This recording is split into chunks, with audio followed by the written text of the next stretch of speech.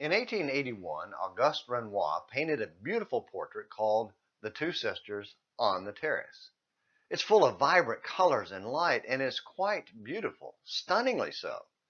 Painting the portrait in words would be nearly impossible, especially in the 3-minute time limit of this presentation.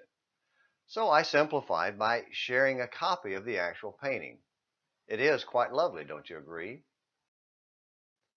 Well, in case you didn't know it, the Bible paints a lovely, light and life-filled word picture of two sisters as well.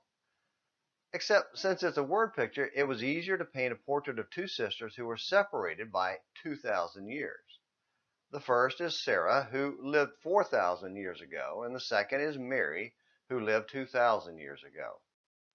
No, they weren't physical sisters, but they were figuratively because of the part they played in God's plan of salvation.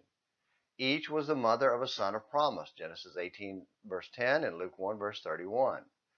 Each had to overcome obstacles that were impossible in the flesh. We find them at the opposite ends of the childbirth spectrum. Sarah was 90 years old and long past the ability to have children. She was barren and childless with a dead womb, according to Genesis 18 verses 11 and 12.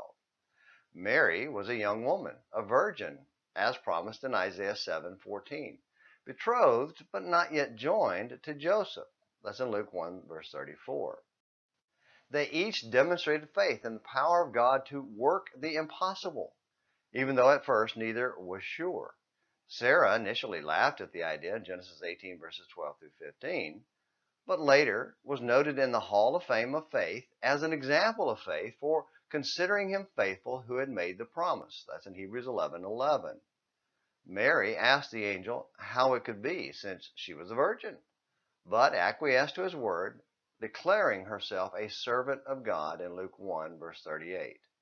Then, as promised, God visited Sarah, and her dead womb came alive to conceive and give birth to Isaac, a testimony to joyous laughter in Genesis 21 verses 1 through 7. With Mary, the power of God would act miraculously and cause her to conceive the promised Son of God in Luke 1 verse 35. Virtual sisters, sisters of faith, separated by 2,000 years, but oh so important in the plan of God. Renoir's painting of two sisters was quite a masterpiece, but can't come close to God's unmatchable portrait. What kind of painting is God working in your life? It will be a masterpiece if you have the faith of Sarah and Mary. Well, thanks for watching, and come back tomorrow as we continue our viewing of the masterpiece called the Bible. Until then, I'm James McClenny, hoping you have a great day.